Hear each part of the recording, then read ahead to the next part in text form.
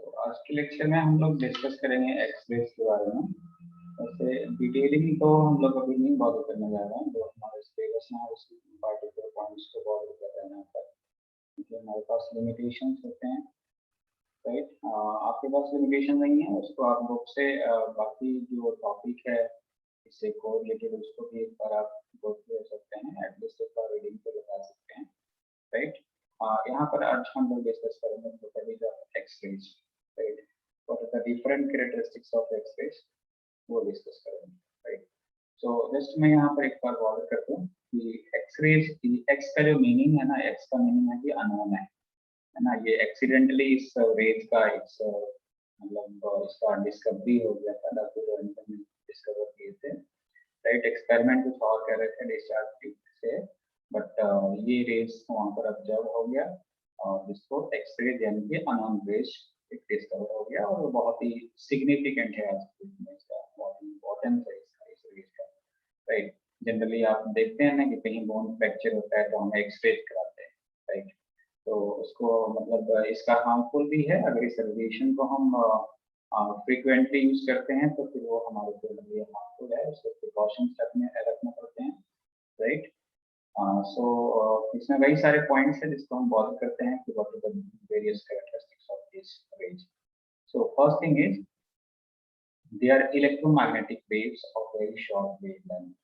Right, electromagnetic wave जिसमें कि electrical component और मैग्नेटिक वेव कंपोनेंट है दोनों। राइट, तो एक तरह का ये वेव्स है। राइट, इलेक्ट्रोमैग्नेटिक वेव्स है जिसकी वेवलेंथ क्या है, बहुत ही कम। राइट, यानी कि जिस भी रेडिएशन की वेवलेंथ कम होगी, यानी कि E is equal to hc upon lambda, तो उस रेडिएशन का एनर्जी क्या होगी, ज्यादा होगी। एनर्जी जिस रेडिएशन का ज्यादा होगा, जिस रेज का रेडिएशन का एनर्जी ज्यादा होगा, दैट मीन्स कि वो सिग्निफिकेंट है, उसको हम कहीं पर यूटिलाइज कर सकते हैं proper way. So the wavelength of X ray is of the order of 0.1 to 1 angstrom. तो हम डिटेलिंग ये तो हम डिस्कस करेंगे कि कितने टाइप्स के एक्स-रेज होते हैं। राइट, और किस चीज पर डिपेंड करता है, तो ये आपको ध्यान रखना है कि जो ऑर्डर है एक्स-रेज के वेवलेंथ का, that is 0.1 angstrom to 1 angstrom. 0.1 से 1 एंगस्ट्रॉम का इसका रेंज है एक्स-रेज का, है ना, ये आपको ध्यान रखना है। राइट, तो इसमें तीन टर्म फर्स्ट जो कैरेक्टरिस्टिक्स है कि एक तो इलेक्ट्रोमैग्नेटिक वेव्स है जिसकी बहुत ही वेवलेंथ कम होती है, वेवलेंथ का जो रेंज है that is 0.1 to 1 angstrom. Right, और इस फॉर्मूलेशन को ध्यान रखना है, E equal to hc upon lambda. E equal to h नहीं होता है, राइट, रेडिएशन की energy, nu equal to c upon lambda. ये देखिए अगर लैम्डा कम होगा तो उस पार्टिकल की, क्योंकि h की वैल्यू मालूम है, इलेक्ट्रोमैग्नेटिक वेव कहती है, दैट मींस कि c यानी कि speed of light 10 into 10⁸ metre पर सेकंड की स्पीड से प्रोपेगेट करेगा मीडियम में। राइट, सो इससे हम उस पार्टिकुलर एनर्जी कैलकुलेट कर सकते हैं उसकी कॉरेस्पॉन्डिंग वेवलेंथ का।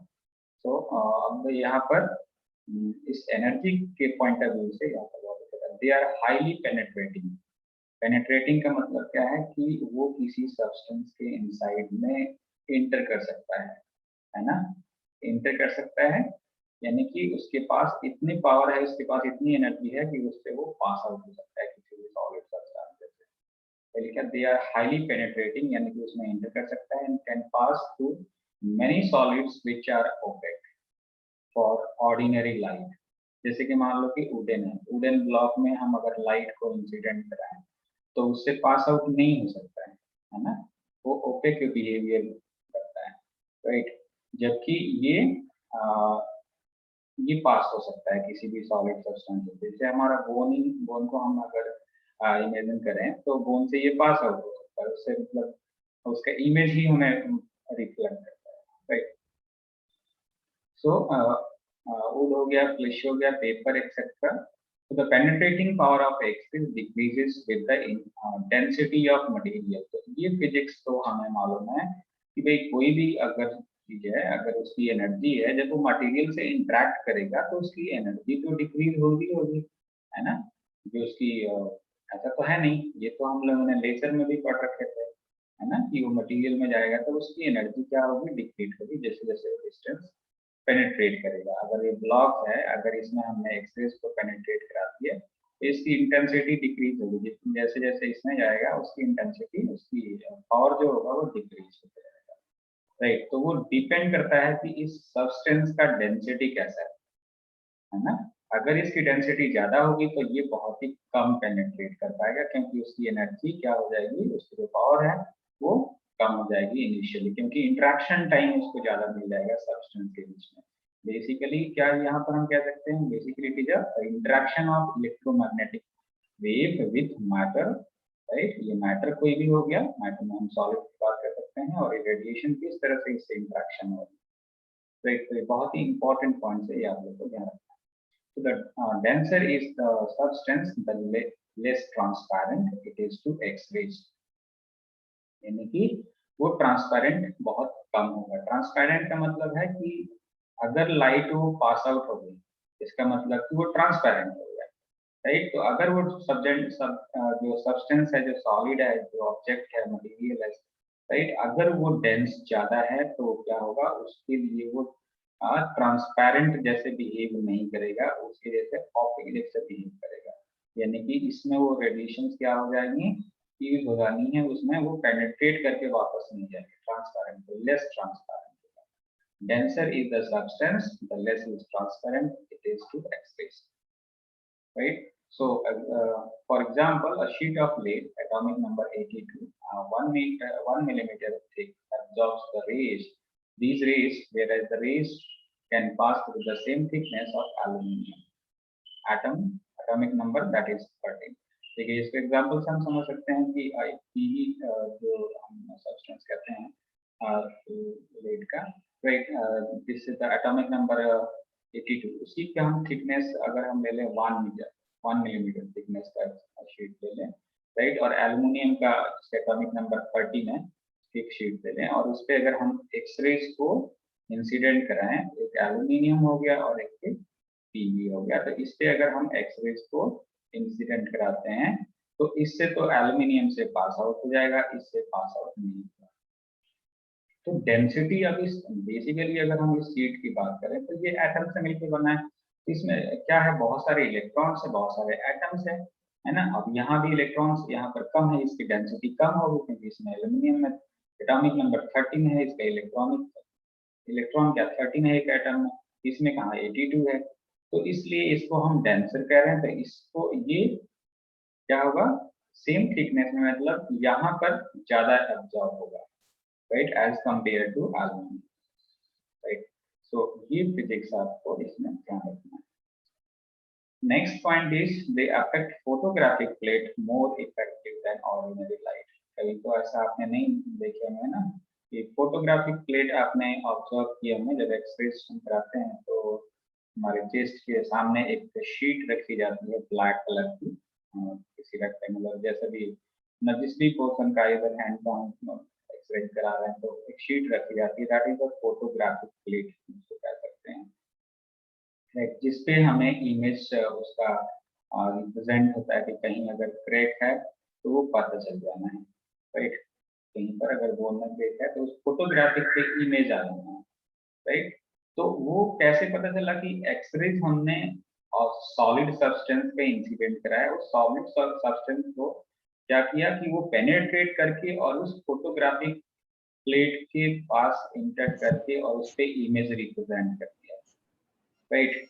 उसका जो भी इमेज था उस सॉलिड सब्सटेंस का, उसका इमेज रिप्रेजेंट कर दिया। तो ये लिखा है कि that affect photographic plate more effective than ordinary light. कभी भी आपने अब इतना ना सुना होगा और ना सुनेंगे कि हम सिंपल लाइट से, बेटे को लिंक और माइक ऑफ रखिए,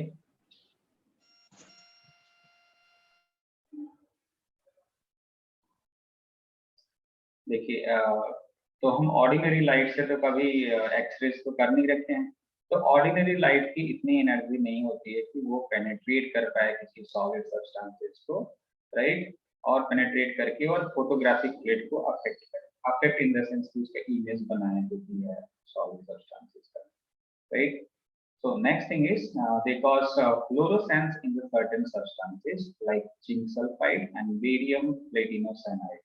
देखिए यही सब्सटेंस उस डब्ल्यू रॉन्टजन के लैब में अवेलेबल था near the tube that discharge tube के पास ये सब्सटेंस अवेलेबल था, जिसकी वजह से पता चला कि उससे लाइट यानी कि फ्लोरोसेंस इमिट हो रही है ना। तो ये सब्सटेंस और ये जो जिंक सल्फाइड है, ये जब एक्सरे जो उस पर इंसिडेंट होती हैं तो क्या वो फ्लोरोसेंस यानी कि एक तरह का लाइट हमें मिलती है, राइट, ऑब्जर्व किया जाता है, राइट। और क्या है इसकी कैरेक्टरिस्टिक्स एक्सरेज का? It can ionize the gases through which they pass. जिस भी गैसियस सिस्टम से एक्सरेज को आप पास आउट करेंगे, अगर मान लीजिए किसी कंटेनर में गैसेस फिल रखते हैं, अगर उसमें एक्सरेज पास करेंगे तो उस गैसियस को गैसियस सिस्टम को ये आयनाइज कर सकता है। तो ये सब कॉन्सेप्ट बहुत ही सिंपल है जो यहाँ पर बॉदरेशन हो रहा है कि वो कैसे आयनाइज कर सकता है। भाई हाईली एनर्जेटिक ये रेज है, रेडिएशन है एक तरह का, तो किसी मीडियम से वो प्रोपिगेट कर रहा है। यहाँ पर गैस के एटम्स होंगे, राइट, तो एटम्स के अंदर इलेक्ट्रॉन्स होंगे, तो इलेक्ट्रॉन्स है, इवन न्यूक्लियस है, न्यूक्लियस में प्रोटॉन न्यूट्रॉन्स है, तो मैं प्रोटॉन न्यूट्रॉन्स की नहीं बात कर रहा हूँ, यहाँ पर न्यूक्लियस फेजेस की नहीं बात कर रहे हैं हम लोग। जस्ट एटम्स में क्या करेगा, ये रेडिएशन पेनेट्रेट कर देगा, यानी कि उस एनर्जी को, इस रेडिएशन के पास एनर्जी है कुछ ना कुछ, तो उस रेडिएशन को क्या करेगा, एब्जॉर्ब कर लेगा, राइट, यानी कि इलेक्ट्रॉन एब्जॉर्ब करेगा। तो हायर एनर्जी स्टेट में क्या पता वो इजेक्ट आउट हो जाए उस एटॉमिक सिस्टम से। तो जैसे ही वो इजेक्ट आउट हो जाएगा, यानी कि वो फ्री हो जाएगा अगर, तब वो क्या हो जाएगा, इलेक्ट्रॉन की उस एटॉमिक सिस्टम में डिफिशियंसी हो जाएगी। दैट मींस कह सकते हैं कि that atom will be ionised, that gaseous system will be ionised. तो उस तरह से किसी गैसियस सिस्टम को एक्सरेज आयनाइज कर सकता है, राइट। देखिए next, they eject electrons from certain metal on which they fall. ये बहुत ही इंटरेस्टिंग चैप्टर ही आपने प्लस 2 में पढ़ रखे हैं, photo electric effect, real nature of matter radiation वाले चैप्टर में, राइट। फोटो इलेक्ट्रिक इफेक्ट के बारे में बहुत डिटेल में कर रखे हैं, वहां पर एक्सरेज के नाम करते हैं। When suitable frequency of light or radiation falls on a substance, they emit electrons from the outer surface of that substance or material, and that is called photoelectric effect. That in that process, the electron emitted in that process, that is called photoelectron, or the current produced with that electron, that is called photoelectric current. And so बहुत सारे threshold frequency, work function, है ना, Einstein photoelectric equation, ये सारे term आपने पढ़ रखे हैं उसमें, राइट। तो सेम कॉन्सेप्ट यहाँ पर जो हम लोगों ने गैसियस सिस्टम की बात की, तो आयनाइज कर देगा। यहाँ पर क्या हुआ कि इलेक्ट्रॉन को इजेक्ट आउट कर सकता है, यानी कि कोई मेटल है, अगर मेटल है तो वो एटम से मिलकर बना है, तो एटम पे अगर कोई एनर्जी इंसिडेंट होगी तो एटम के इनसाइड में इलेक्ट्रॉन है, इलेक्ट्रॉन उस एनर्जी को एब्जॉर्ब करेगा। इतनी एनर्जी उसको मिल गई कि वो एटम्स को लेफ्ट आउट हो सकता है, वो एटम से बाहर आ सकता है, right? That electron is called photoelectron, right? So this X-rays can eject the electrons from the certain metal on which they fall. That is photoelectric effect, which you have observed. So it always travel in a straight line with the velocity of light, that is 3 into 10 to the power 8 meter per second, right? तो मैंने शुरू में ही बता दिया कि इस तरह का रेडिएशन है, यहाँ पर इलेक्ट्रोमैग्नेटिक वर्ड आ गया, यानी कि इसकी स्पीड होगी, that is c 3 into 10 to the power 8 meter per second। तो ये सारा कुछ ऐसे प्रीवियस जो इसका इंट्रोडक्शन पार्ट है कि कब क्या कैसे इसका रिसर्च हुआ, उसमें आप इसको और डिटेल में फॉलो कर सकते हैं, right. So this ordinary light, like ordinary light, they show a reflection, diffraction, interference, diffraction and polarization। देखिए पूरी ऑप्टिक्स से यहाँ पर बात कर ली गई कि हमने सिंपल लाइट से हमने क्या पढ़ रखे हैं, ऑर्डिनरी लाइट के केसेस में प्लस 2 में रिफ्लेक्शन चैप्टर पढ़े थे, रिफ्रैक्शन फिनोमेना पढ़े थे, राइट, इंटरफेरेंस और डिफ्रैक्शन एंड पोलराइजेशन, ये 5 टॉपिक वहाँ पर पूरी ऑप्टिक्स में पढ़ रखे हैं। तो बिल्कुल उसी तरह से जो ये रेडिएशन है, ये एक्सरेज है, ये सारे के सारे phenomena reflection, refraction, interference, diffraction, polarisation represent करते हैं, राइट। सो ये अपने मतलब जो भी पढ़ रखे हैं ये आपको मालूम ही है, रिफ्लेक्शन, रिफ्रैक्शन, इंटरफेरेंस, डिफ्रैक्शन और पोलराइजेशन क्या है, तो अपने इसको यहाँ पर नहीं फॉलो करने जा रहे हैं, राइट। तो इंडिविजुअली उसको पढ़ सकते हैं। तो ये ध्यान रखेंगे कि जिस तरह से ऑर्डिनरी लाइट फॉलो करता है ये फिनोमेना, तो उसी तरह से ये एक्सरेज भी इनको रिप्रेजेंट करता है, ये सारे ऑप्टिक्स के phenomena. Right, next thing is they have a destructive effect on the living tissues. देखिए, जो मैंने शुरू में बॉदर किया कि इसको अगर फ्रिक्वेंटली जनरली अगर हम यूज करते हैं, जो लैब में रहते हैं ना, एक्सरे लैब में जो लैब टेक्नीशियन जो होते हैं उनकी लाइफ कम हो जाती है। क्यों? क्योंकि उनके टिश्यूज डैमेज हो सकते हैं अगर कहीं से रिफ्लेक्ट डिफ्रैक्ट है हो करके, अगर उनकी बॉडी पे नो डाउट रेडिएशन तो उस उनके एक्सरे रूम में, एक्सरे लैब में एग्जिस्ट करते ही करता है ना। जब वो एक्सरे लेते हैं, जब हमारे बॉडी पे इंसिडेंट हो रहा है तो इमीडिएटली वो अगर वहां पर वो भी प्रेजेंट है ना, इमीडिएटली आती हैं तो वो हार्मफुल करता है। तो कंटिन्यूटी, तो उसके लिए कई सारे मतलब प्रिकॉशंस लेना पड़ता है।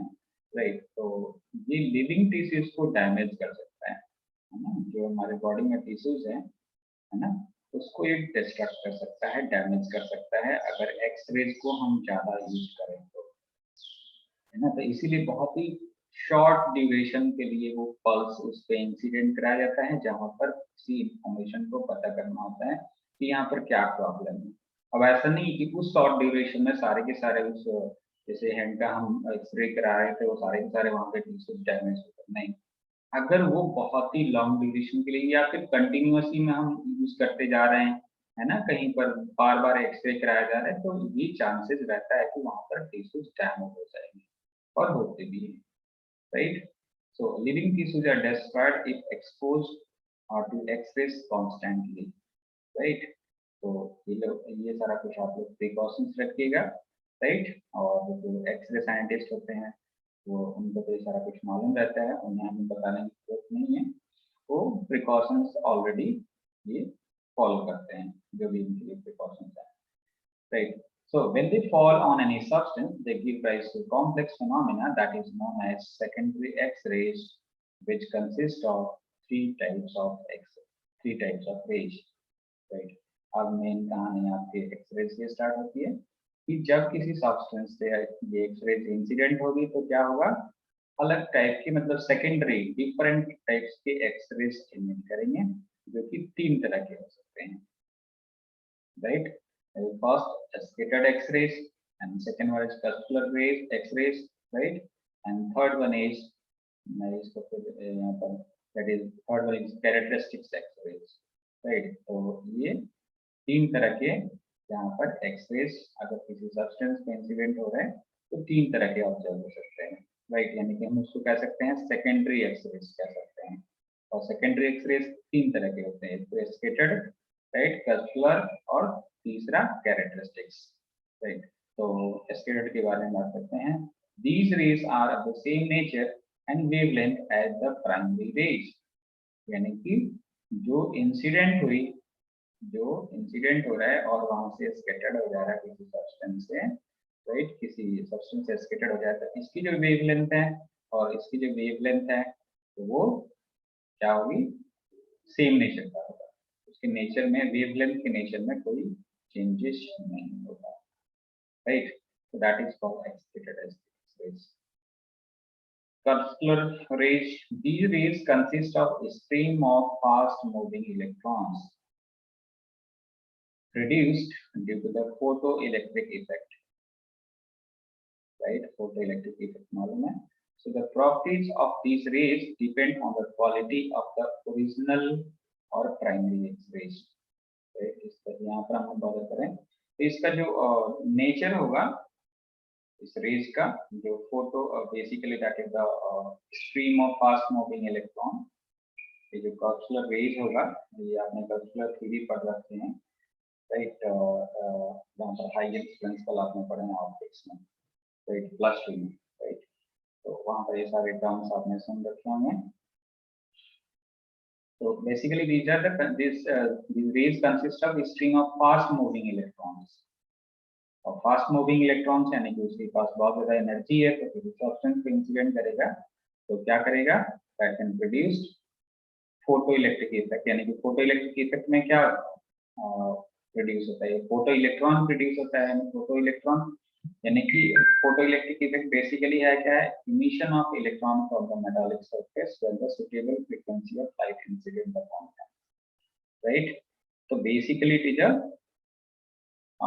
Fast moving electrons, it consist of stream of, यानी कि एक बहुत ही बंच ऑफ कह सकते हैं फास्ट मूविंग इलेक्ट्रॉन्स, और उसका जो नेचर होगा, क्वालिटी होगा, वो ओरिजिनल प्राइमरी एक्सप्रेस जो इंसिडेंट होगा उसकी वजह से ही होगा, राइट।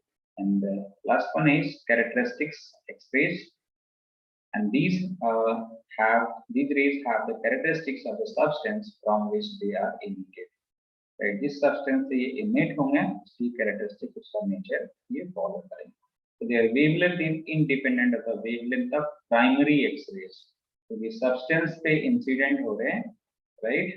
substance पे X-rays हमने incident कर दिया, एंड अब कैरेक्टरिस्टिक्स एक्सप्रेस होगा जो इस सब्सटेंस से इमिट हो, राइट। यानी कि इस सब्सटेंस के नेचर पे डिपेंड करता है इस कैरेक्टरिस्टिक्स एक्सरेज का नेचर, उसके वेवलेंथ का नेचर, राइट। यानी कि वो प्राइमरी जो एक्सरेज है जो इंसिडेंट हो रहा है उसके नेचर पे, उसके वेवलेंथ पे depend, right. So this is all about this various characteristics, various properties of X-rays, right। इसमें कोई डाउट है तो आप पूछ सकते हैं। तो यहाँ पर एक बहुत ही इम्पोर्टेंट एक टर्म है, एक लॉ है that is called Briggs law, इसको ध्यान रखिएगा, डिटेल में मैं बॉदर नहीं कर रहा हूँ, राइट। ब्रिग्स लॉ बेसिकली हमें लैटिस कांस्टेंट के बारे में और क्रिस्टल स्ट्रक्चर की इंफॉर्मेशन बताता है, किसी भी क्रिस्टल सब्सटेंस में किस तरह से एटॉमिक सिस्टम का ओरिएंटेशन है, किस तरह से उसका डिस्ट्रीब्यूशन है, उसके बारे में एक्सरे इंफॉर्मेशन बता सकता है। तो ब्रिग्स साहब ने ये बहुत ही अच्छा इसका मैथमेटिकल एक्सप्लेनेशन दे रखे हैं, that is the path difference between two interplanar spacing, that is 2b sin theta, that should be an integral multiple of wavelength, right। वो constructive interference के लिए condition एक तरह से 2b sin theta is equal to n lambda, बहुत ही important formula है, and that is the Briggs law of X-ray diffractions, right। किस तरह से किसी crystal plane पे डिफरेंट क्रिस्टल प्लेन्स हैं उस तरफ उसको अगर एक्सरे हम इंसिडेंट कराएंगे तो जो इंफॉर्मेशन हमें पार्टिकुलर क्रिस्टल के लैटिस पॉइंट से मिलता है। तो जो डी है ना, D basically that is a lattice constant, ये इंटरप्लेनर स्पेसिंग जिसको कह सकते हैं उसका डिस्टेंस को, और वेवलेंथ और जो एंगल है इन सारे के बीच में रिलेशन प्रोवाइड करता है। ये फॉर्मूलेशन आपको ध्यान रखना है, 2b sin theta n is the number of order of diffraction. First order होगा तो n equal to 1, second order तो n इक्वल टू 2, राइट। ये आपको रिप्रेजेंट करता है, राइट। तो ये फॉर्मूलेशन आपको ध्यान रखना है, Bragg's law of X ray diffraction, right. बाकी इसके हम एक्स-रे स्पेक्ट्रा को और कैरेक्टरिस्टिक्स ऑफ एक्स-रेज को और डिस्कस करेंगे नेक्स्ट